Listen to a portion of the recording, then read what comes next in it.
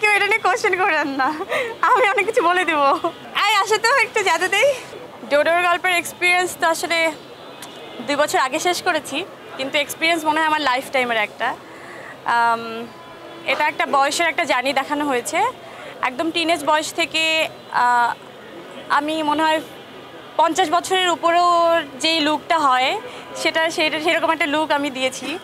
তো ওইটা নিয়ে আমি ওই লুকটা দেখার জন্য বেশি আমি এক্সাইটেড যে কখন এই লুকটা আসবে। এবং সিনেমার এন্ড পার্ট না বলা যাবে না,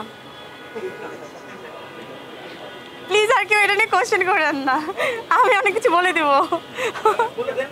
না, হলে যেতে হবে তো। হ্যাঁ হ্যাঁ হ্যাঁ হ্যাঁ,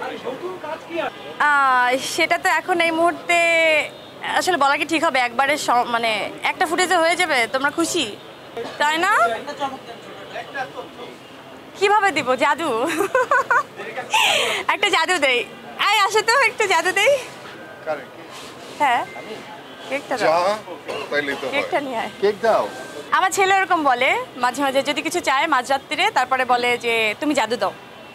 তো ওকে কেউ হয়তো মাথার মধ্যে ঢুকিয়েছে, ওর মা আসলে সব কিছু পারে এবং মার কাছে জাদু আছে।